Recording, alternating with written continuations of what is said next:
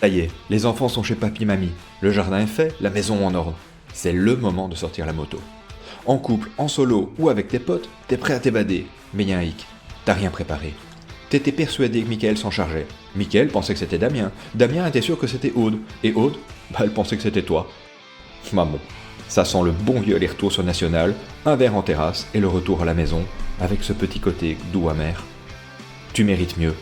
Motard et vous, ce sont des évasions moto clés en main, des balades sur petite route, des visites sympas et des ateliers chez des artisans, forgerons, chocolatiers, et surtout, zéro prise de tête. Tu roules, tu découvres, tu profites.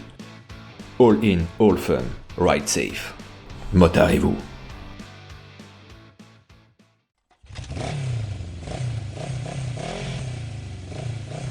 Destin mécanique.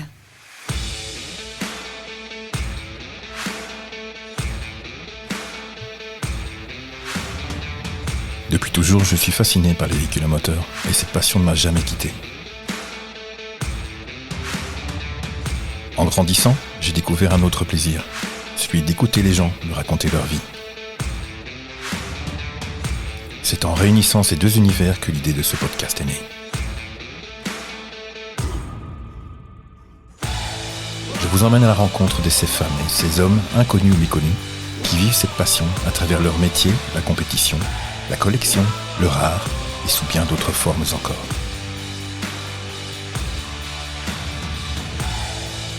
Laissez-moi vous partager ces parcours captivants, remplis de défis, d'émotions et parfois de nostalgie. Je suis Laurent et vous écoutez Destin mécanique.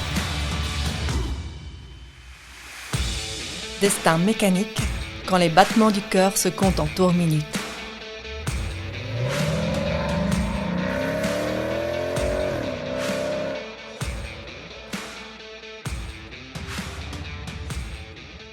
Soyez les bienvenus et merci de prêter l'oreille à ce nouveau numéro de Destin mécanique, le podcast 100% passion, 100% moteur.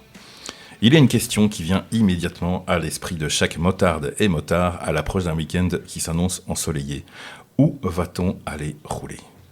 Bien sûr, il y a des chouettes endroits à visiter, bien sûr, il y a de belles routes à parcourir, bien sûr, il y a de bonnes adresses où s'arrêter pour prendre un verre ou se restaurer, mais encore faut-il arriver à combiner tout cela. La préparation de l'itinéraire, les éventuelles réservations, prévoir les arrêts pour faire le plein, le café pour accueillir celles et ceux qui viennent rouler et ensuite passer la journée à regarder son GPS ou son roadbook, etc. Tout le monde sait à quel point c'est lourd et à quel point ça peut venir gâcher le plaisir de rouler. Certaines et certains en arrivent même à délaisser petit à petit leur moto à cause de tout cela, alors que la moto n'est vraiment pas la cause du problème. Maintenant, Imaginez que quelqu'un se charge de tous ces aspects logistiques à votre place, que sa mission serait de faire de votre journée à moto une détente totale, juste le plaisir de rouler, de découvrir et d'apprendre. Dans cet épisode, je vous présente la solution en la personne de notre invité Renaud, qui va nous présenter en long et en large le concept Motard et vous. Bonjour Renaud. Bonjour Laurent. Alors Renaud, avant de tout savoir sur ton concept Motard et vous, peux-tu te présenter en quelques mots ? Alors voilà, je m'appelle Renaud, j'ai 42 ans, je roule à moto depuis plus de 20 ans. Voilà, je suis papa d'une petite fille de 6 ans, d'un petit garçon de bientôt 3 ans. Je suis presque marié. et voilà. Merci Renaud. Alors, il n'échappe à personne que Motard et vous s'adresse bien sûr aux passionnés et passionnés de moto. Mais avant toute chose, est-ce que tu peux nous raconter ton parcours de motard et d'où te vient cette passion sur la moto ? Est-ce que c'est familial ? Est-ce que c'est lié à une personne en dehors du cercle familial ? Dis-nous tout.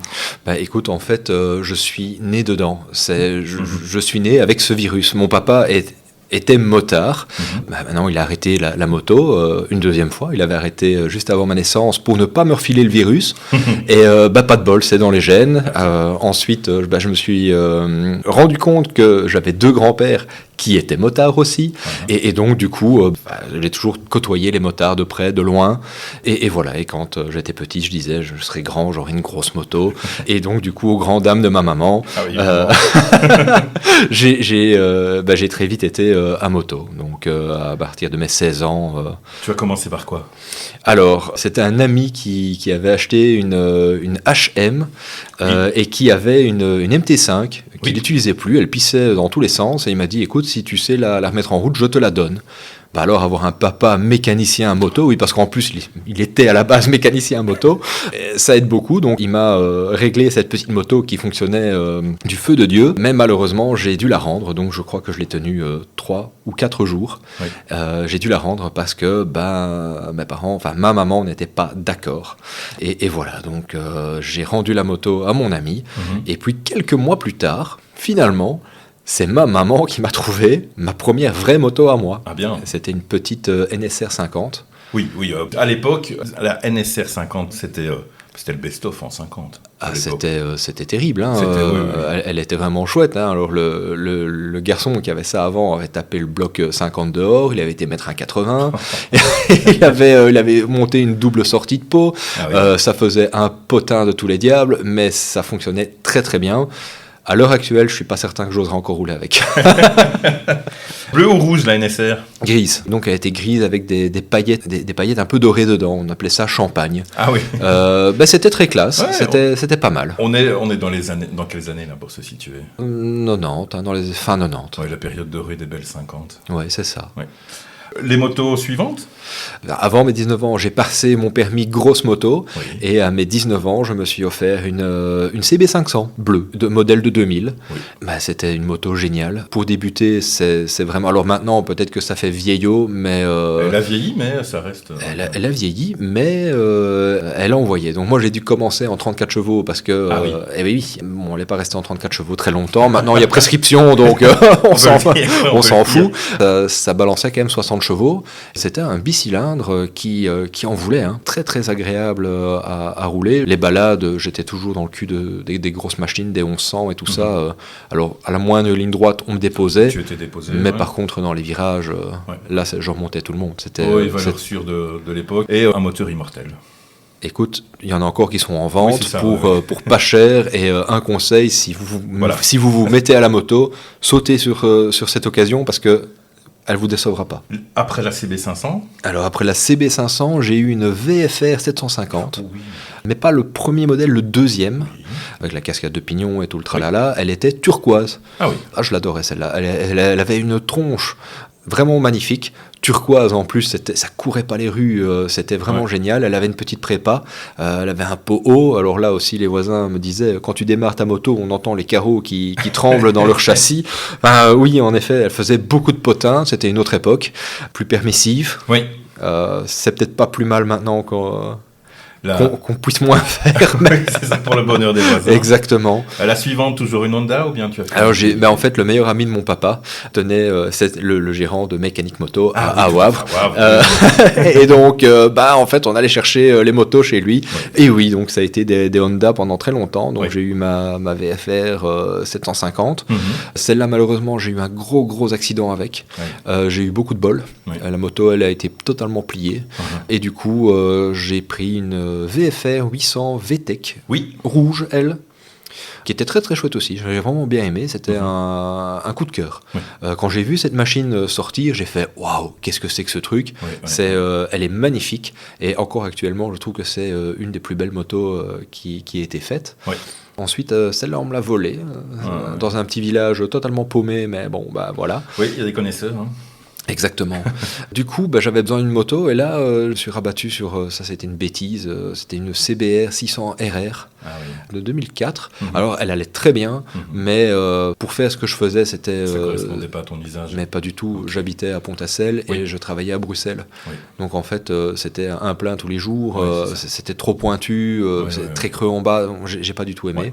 Donc du coup, je l'ai revendu et j'ai racheté de nouveau une VFR 800 VTEC, une grille cette fois-ci.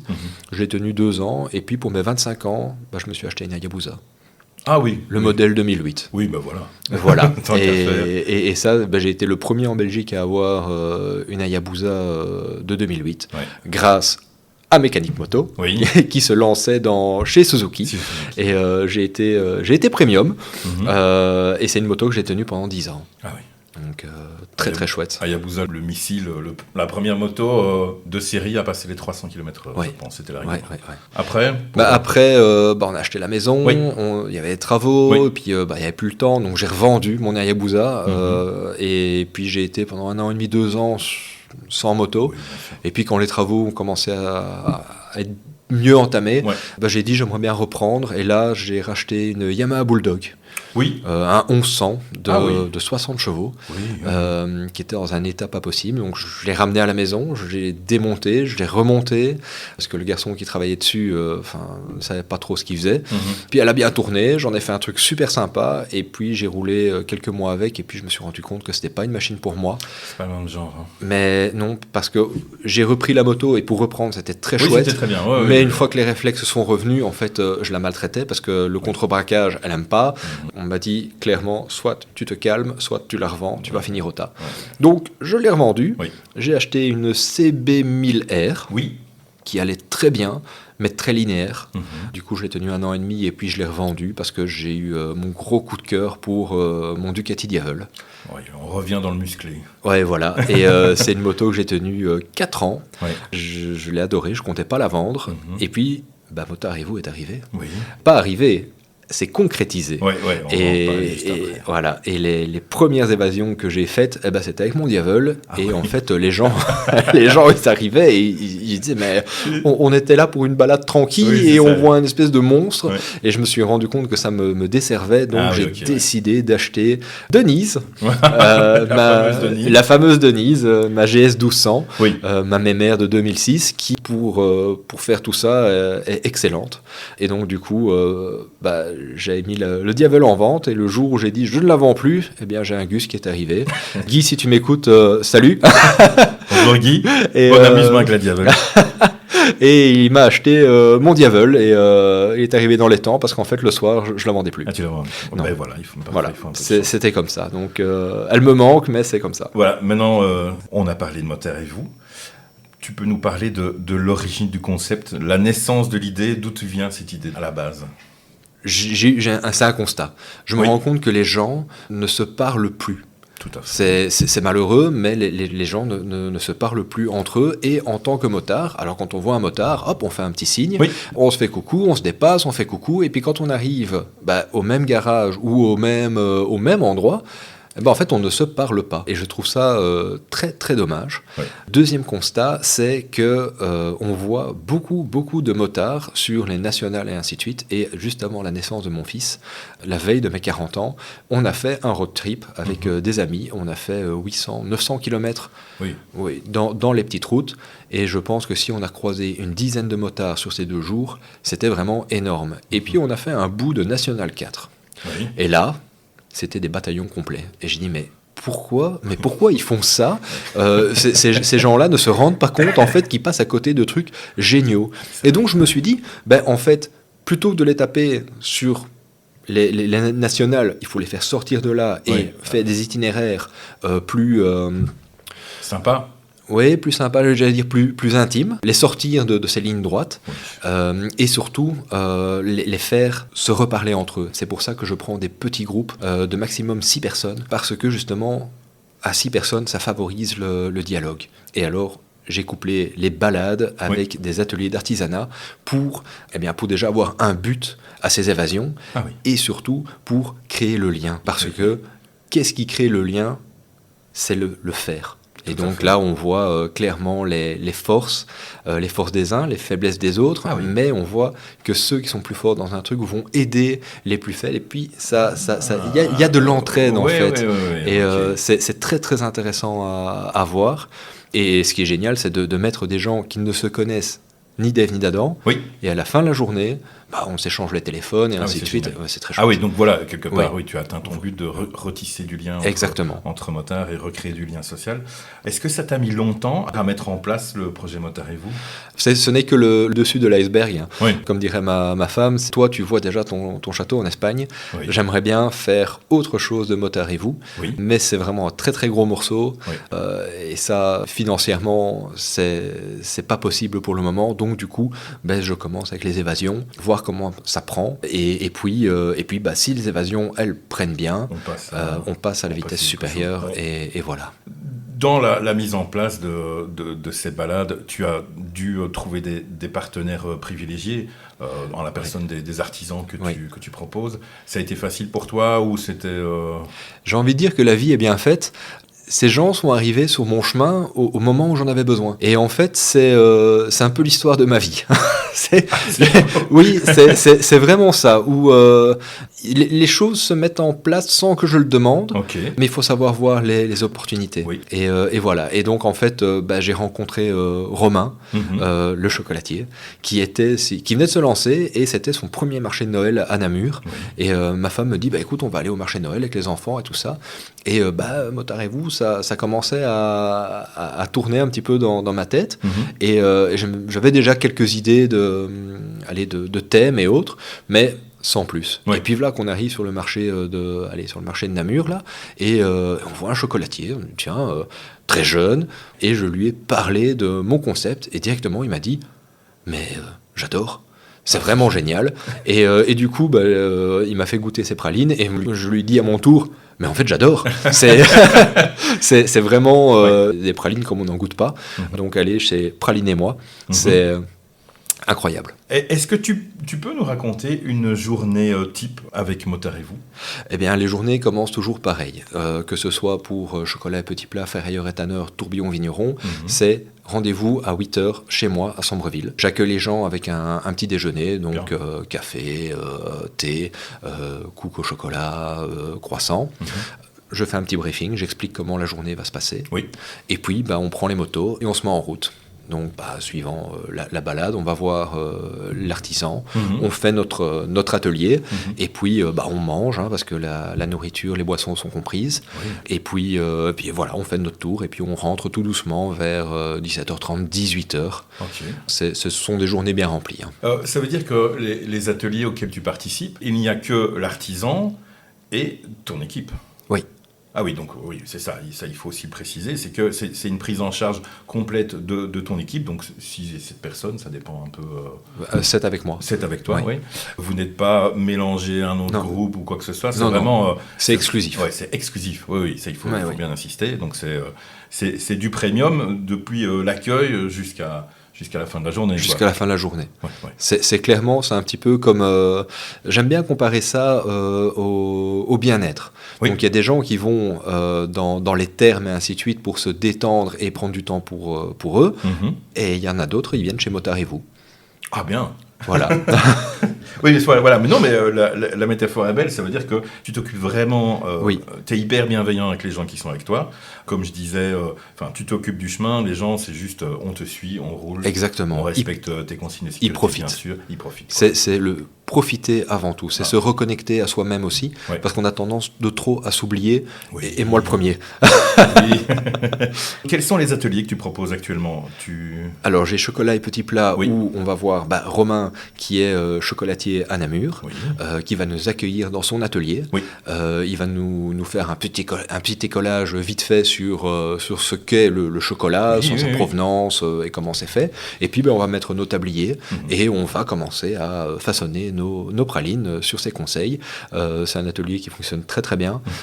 C'est 2 heures environ. Oui. C'est vraiment génial pour les couples. J'ai déjà des couples qui ont fait ça et c'est vraiment très très chouette, ça rapproche. Voilà, et puis après ça, on va au restaurant La Fermette et chez Mickaël et Sarah qui viennent d'être reconduits dans le guide Michelin 2025. Ah oui, donc on est encore une fois dans le premium. Oui. Et là, on va déguster un menu 3 services. Wow. C'est des explosions de saveurs sur les papilles. C'est rien que d'en parler, ça me... Bonjour à eux, s'ils nous entendent d'ailleurs. D'autres ateliers, d'autres journées? Alors, on a ferrailleur et tanneur, on va dans une forge participative. Là, c'est hard. Hein. Par des journées comme aujourd'hui, c'est très très dur. Oui, on va juste rappeler pour un peu nous situer dans le temps, parce qu'un podcast, une fois que c'est sur Internet, ça a une durée de vie infinie. D'ailleurs, on va saluer nos arrière-petits-enfants qui nous écoutent peut-être. Peut-être. Donc ici, on enregistre au début de juillet, et donc il fait effectivement très très très chaud. Oui. Aujourd'hui, ferrailleur et tanneur, ce serait dur. Ce serait très dur. Ok. Très très dur. Et donc, on va voir notre forgeron qui va nous expliquer un petit peu le métier de forgeron. Et puis, on va mettre les tabliers, les gants, les lunettes que je fournis. Oui. Et on va jouer du marteau, de l'enclume. Et le but du jeu, c'est à la fin de la journée, on repart avec son couteau et son étui. Donc oui, encore une fois, là, le forgeron prend en charge uniquement ton groupe. Uniquement mon groupe. Ouais. Uniquement ton groupe. On sera les seuls. Ok, donc chaque personne rentre avec son couteau. Pour ceux qui n'ont pas l'image, un magnifique. L'étui est vraiment de qualité. C'est le tien? C'est toi qui l'as forgé? C'est moi qui l'ai fait. Bravo, il est très très beau. Merci. Les pralines, enfin le chocolat, les couteaux et le. Et le dernier, c'est tourbillon et vigneron, où là, ce ne sont pas des ateliers, c'est plus des visites. On va aller voir un moulin à vent qui est dans un état remarquable parce qu'il pourrait encore être en activité. Et on va être guidé dans ce moulin et nous expliquer toute son histoire et tout ça. Donc le guide du moulin sera là.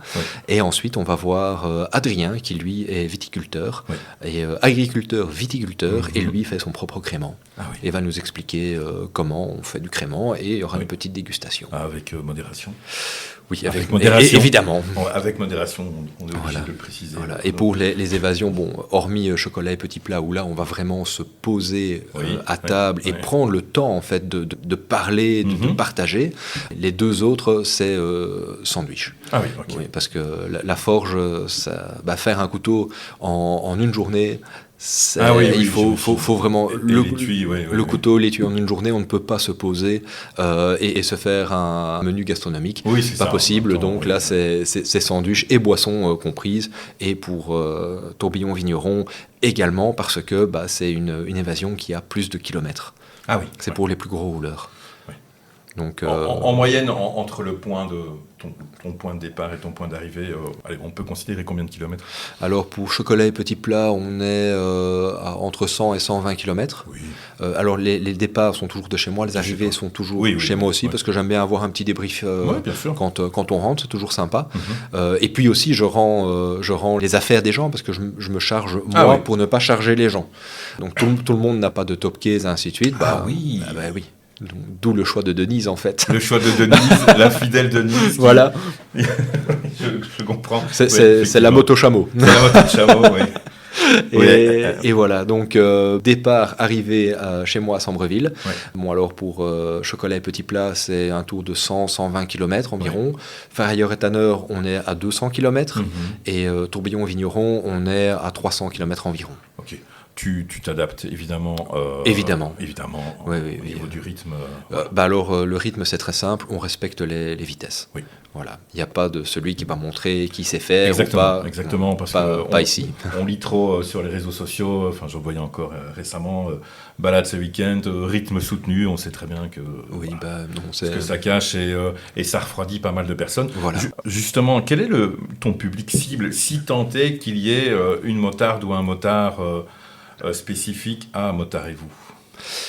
Alors je vais dire, mon persona, c'est clairement le père ou la mère de famille, motard ou non, parce que je fais des baptêmes aussi. Oui. Voilà, il y a des gens qui sont déjà venus chez moi en disant j'ai envie de me mettre à la moto, mais je ne sais pas si ça va me plaire.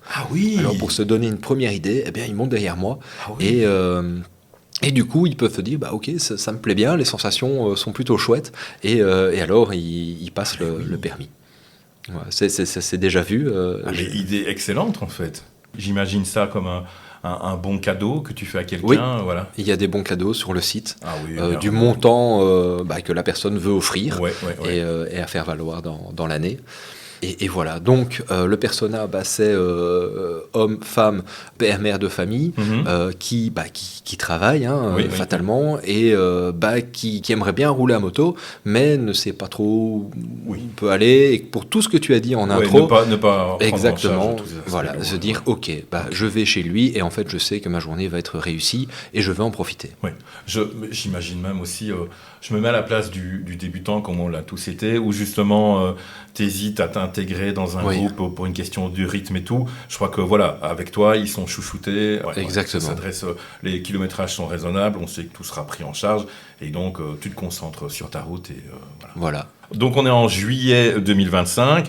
C'est quoi l'agenda des prochaines sorties ? Alors la prochaine sortie, ce sera le 9 août. Oui. Où c'est chocolat et petits plats. Ensuite, en septembre, nous avons ferrailleur et tanneur le 6. Oui. Une date exceptionnelle pour chocolat et petits plats le 13.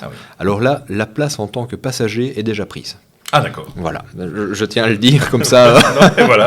Voilà. De mise à du succès. Exactement. Ouais. Et le 4 octobre, j'ai tourbillon et vigneron. Ah oui, ok. Voilà. Tu nous parlais tout à l'heure de l'évolution de ton concept, alors sans trahir certains secrets ou projets que d'autres pourraient te voler. Comment tu le vois évoluer, ton concept ? Bien, en fait, j'adorerais avoir une maison d'hôtes. Oui. Ça me plairait vraiment super bien de pouvoir accueillir des gens pour quelques jours, pour faire partager en fait un peu le quotidien, peut-être pour pouvoir combiner des évasions. Ça pourrait être super sympa. Et ça, c'est mon château en Espagne. On te le souhaite. Où je verrais vraiment un côté un petit peu wellness pour si maintenant monsieur et madame accompagnent, mais veut prendre du bon temps pour elle aussi, eh bien voilà. Ça, ce serait super sympa. J'aimerais bien avoir un petit atelier pour ne fût-ce que faire les tensions de chaîne, nettoyer les motos après. Voilà. Donc, tous des petits trucs. Faire une maison d'hôtes relais motard. Et alors, on est dans le Namurois. Et dans le Namurois, il y a les écoles d'hôtellerie. Et ce que j'adorerais faire, c'est faire 1 à 2 fois semaine, faire venir peut-être des jeunes de l'hôtellerie pour offrir un menu, entrée, plat, dessert, pour s'essayer. Donc c'est de la découverte aussi. Est-ce que dans la formule actuelle de tes évasions, est-ce que tu vas ajouter des nouvelles idées de visite, encore que là, il y en a vraiment pour tous les goûts avec ce que tu proposes, mais est-ce qu'il y a d'autres artisans que tu aimerais contacter ou... Écoute, je suis un mec qui a plein d'idées, et oui, j'aimerais bien faire d'autres évasions, mais je vais d'abord attendre que celle-ci soit bookée. Voir un petit peu, parce que pour le moment je tourne à 1 évasion par mois. Au tout début de Motard et vous, j'en mettais 2 par mois, et en fait j'en annulais beaucoup. Donc du coup je suis revenu à 1 par mois, voir si je les book. Et à partir du moment où elles seront bookées, alors là je pourrai proposer des évasions en plus. J'ai pu remarquer sur tes réseaux sociaux qu'il t'arrive de prendre la parole ou de faire des petites capsules vidéo pour exposer certains points de vue par rapport au milieu de la moto en Wallonie. Tu n'hésites pas à dénoncer certains comportements, toujours avec franchise et respect. Donc j'aimerais profiter de ta présence pour aborder quelques questions par rapport au milieu motard wallon. La question bateau, comme tu as déjà une belle expérience de motard. On n'arrête pas de lire sur les réseaux sociaux que la moto c'était mieux avant. Tu en penses quoi ? Je pense que tout évolue. Ce qui était avant, c'est fini. On peut tenir le souvenir et il faut avancer, quoi qu'il arrive. S'accrocher au passé ne mène nulle part. Et ce qu'on faisait avant, c'était cool avant.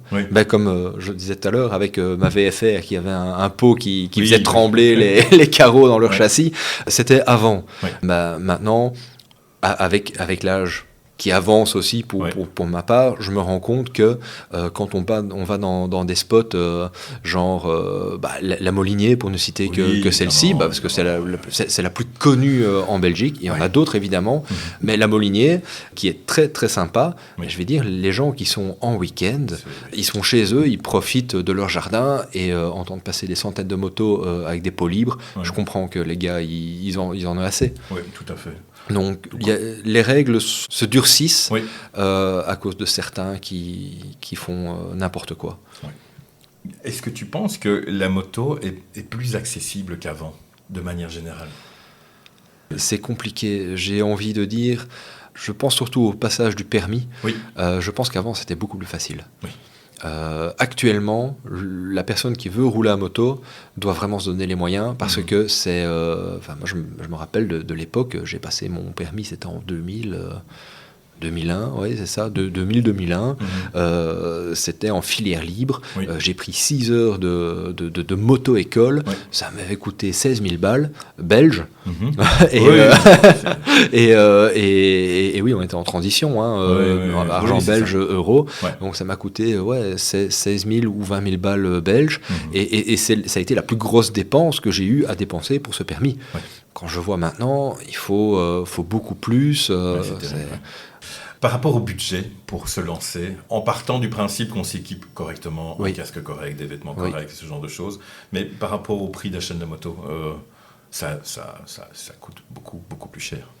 Bah non, en fait, oui, si tu veux acheter une moto neuve, alors là, clairement, les prix maintenant ont explosé. Oui. Je me rappelle, en 2008, quand j'ai acheté mon Hayabusa, elle a coûté 14 000 €. Oui, pourtant, c'était le fleuron. C'était le top du top. Ouais. Maintenant, 14 000 €, t'as une moto, somme toute, la moto de monsieur tout le monde. Oui, c'est ça. Quand on voit, pour ne pas la citer, la GS 1300 qui est sortie en année passée, elle est à 30 000 €. Ouais, il faut savoir se le mettre. Donc, mais par contre, le marché de l'occasion. Oui, tu le vois plus abordable ? Évidemment. Okay. Évidemment, je regarde beaucoup, j'adore traîner mes basques sur Marketplace et tout ça. J'adore ça. Et honnêtement, il y a des chouettes trucs, avec des chouettes motos qui n'attendent qu'une personne pour aller rouler. Ouais. Et les prix sont très corrects pour des motos qui sont, pour certaines, increvables. On va parler à voix basse pour ne pas vexer Denise, mais la remplaçante de Denise, tu penses à quoi ? Alors écoute, je pense que Denise sera toujours là. Parce que, écoute, c'est une mémère. Ouais. C'est une moto de 2006. Oui. Je ne sais pas si ça intéressera quelqu'un à un moment donné, et je pense que Denise sera mise en location pour celui qui veut soit rouler pour lui, ou soit coupler la location de Denise avec une évasion. Donc voilà, donc je pense que Denise sera toujours dans les parages. Oui. Maintenant, je dois toujours tenir en tête qu'il faut une moto qui ne fasse pas peur au commun des motards. Oui. Alors j'ai essayé la GS 1250 qui est très très sympa, mais qui envoie déjà pas mal. Bien, j'ai essayé la 1300 GSA. Ça, on va être très clair, c'est une sportive sur haute roulette. Ah oui. ce truc, c'est un avion de chasse. Donc la remplaçante de Denise, tout en tenant motard et vous dans l'esprit, bien sûr. Je sais pas, je pense plutôt une GS 1250. Oui. Mais j'avoue que j'ai un très très gros crush sur la Rocket 3. Ah oui, retour aux muscles. Ouais. Mais justement, aux muscles confortables, parce qu'on prend l'âge et... Bien sûr, on prend en sagesse. Avec un budget illimité, quel serait ton garage de rêve, y compris pour ne pas rouler, ou vraiment ton garage de rêve, budget limité, en 2 roues, éventuellement en 4 roues? Ah oui, la question n'est pas préparée. Ah non, la question n'est pas du tout préparée. Écoute, franchement, la Rocket 3 déjà. Oui. La version actuelle ou bien l'originel ? Non, la version actuelle. Okay. L'originelle est beaucoup trop lourde. Ouais. La version actuelle a l'air très très sympa. Alors je ne sais pas encore si ce sera la R ou la GT. Vu que c'est budget limité, allez, on prend les deux. Oui. On prend les deux. Voilà. Écoute, pour la collection, je pense que une VFR 750 me plairait beaucoup. Oui. J'ai bien aimé les 800 VTEC, mais je ne sais pas pourquoi la VFR 750 me donne un petit goût de... Mais voilà, c'est comme tout. Il faut laisser les choses dans les souvenirs parce qu'on idéalise un petit peu trop. C'est vrai. Et si maintenant je remonte dessus, je vais me dire, oh là là, mais ce n'était plus, et je vais être déçu. Oui. Donc en fait, j'ai envie de dire que c'est plus la moto qu'on prend, qu'on met dans le salon en déco. Ah oui, ok. Mais- Justement, j'allais te demander qu'est-ce que tu veux mettre dans le salon, mais la VFR, ça t'irait bien. Ouais, je reste humble, on va dire. Oui, non, mais c'est vrai, c'est des choix, somme toute raisonnables. Pas ancêtre à proprement parler, vieille mémère. Ouais, j'aime bien les belles choses, hein, donc Oui. c'est vrai qu'il y en a certaines, mais comme ça, je ne saurais pas dire. C'est vraiment quand je les vois, je fais « Oh, c'est joli ». Je pense que j'aimerais bien m'essayer au sidecar. Ah oui. Voilà, et pour ça, Oui. justement, On fait un petit coucou à Steve et Viviane. à Steve et Viviane. Et qui sont aussi partenaires avec Motarez-vous. Ah oui, oui. Voilà. Explique-moi. Donc, eh bien, écoute, si un couple a envie de s'offrir une évasion, Oui. c'est possible en sidecar. Ah oui. Donc voilà, ça a déjà été fait, ça a bien fonctionné. Ouais, j'imagine. C'est une expérience de fou, ça. Voilà, C'est- maintenant Steve et Viviane sont des gens qui sont très occupés, Oui. et ça, c'est une évasion qui se prépare. Oui, qui se prépare. Oui. Donc, faut pas arriver en me disant ah bonjour, Motarez-vous, Je veux Steve voilà, et Viviane. écoute, dans 2 semaines, je veux Steve et Viviane. Non. Et ça va pas être possible. Non, c'est pas possible. Voilà. Parmi ton parcours et tout ce que tu as pu essayer, c'était quoi ta meilleure moto, meilleure entre guillemets, quoi? Celle avec laquelle tu as eu l'effet waouh. Mon Devil, clairement, cette moto Ouais, est incroyable. C'est brut, Oui. c'est brut et doux en même temps. Suivant comment, ouais. il y a déjà les modes de conduite. Alors quand on le met en mode sport, ça part en glisse, c'est très très drôle. Moi je roulais toujours en mode normal, où on a toute la puissance, mais un petit peu plus calme. Quand on ouvre, hein, Oui, clairement. oui. D'ailleurs, je me suis demandé pourquoi est-ce que la selle était fort creusée. Je pensais que c'était, j'ai cru que c'était pour le confort, innocemment. Et puis un jour, j'ai quand même dit, tiens, je vais taper la poignée dans le coin et je vais essayer. Quand l'arrière est parti en glisse et que moi, j'ai senti mes bras s'allonger, j'ai compris pourquoi est-ce que, j'étais très content que la selle était creusée. Ça sert à rester sur la moto. La Diavel, tu me parles de la Diavel. Si tu ne connais pas ce préparateur, tu as Fred Kruger qui Oui, je connais, oui. qui justement a fait une Diavel de fou. Écoute, Fred Kruger, c'est quelqu'un que j'ai découvert avant de lancer Motarez-vous. Ah oui. Et je m'étais dit, tiens, peut-être qu'un jour, je prendrai contact avec lui pour vous emmener un petit groupe voir son atelier, s'il est d'accord. Mais je me doute qu'il est très, très occupé. C'est un génie, en fait. J'ai déjà vu son travail, C'est un génie. incroyable. C'est un génie. Non, c'est incroyable. Et ce qui est génial, c'est que c'est en Belgique. Oui, c'est en Belgique. Oui. Et c'est en Belgique, on a des hommes et des femmes qui ont des idées. Tout à fait. C'est de la folie pour celui qui s'est creusé. Oui. Et en plus, c'est en Belgique et il va gagner plein de prix à l'étranger, y compris aux États-Unis, qui est le pays de la custom culture. Et il va faire des premiers prix. Enfin, il a fait très régulièrement des premiers prix sur le terrain des Américains même. Quoi. Donc, c'est dire le niveau de ce monsieur-là. Est-ce qu'il y a des manifestations auxquelles tu participes physiquement? Est-ce qu'on peut te voir en vrai? Oui, on peut me voir en vrai, parce que je sors de ma tanière. Alors, je suis grand et poilu, mais je mords pas. Tu es très grand. Oui. Donc, on me voit principalement au Motosocial. Au Peanut, j'aime encore bien aller aussi. Ouais. Et puis, on m'a déjà arrêté dans la rue en me disant « Mais je vous connais, vous !» Ça fait toujours bizarre. Hein. Tes réseaux sociaux? Alors, il y a mon site web, donc motarez-vous.be, qui lui renvoie sur Facebook et Instagram. Oui. Où là, je poste des petites capsules, on va dire, des reels, des stories, et voilà. Et je recommande justement à tout le monde de te suivre sur ces réseaux sociaux-là pour justement ces petites capsules qui remettent parfois les choses en place. Et je trouve ça très chouette. Renaud, merci. Merci à toi. Mais on ne peut que recommander aux gens de se rendre sur Facebook, Instagram et ton site internet où on peut poser toutes les questions et avoir toutes les informations pour éventuellement finaliser une participation à l'une de tes évasions. Oui, on peut m'appeler aussi pour avoir plus de... Oui, je reste très dispo. Alors, quant à vous qui avez prêté l'oreille à ce nouvel épisode de Destin Mécanique, je vous remercie. Retrouvez-moi sur Facebook, Instagram et via l'adresse mail destinmécanique@gmail.com. Et je vous dis à bientôt pour un nouvel épisode.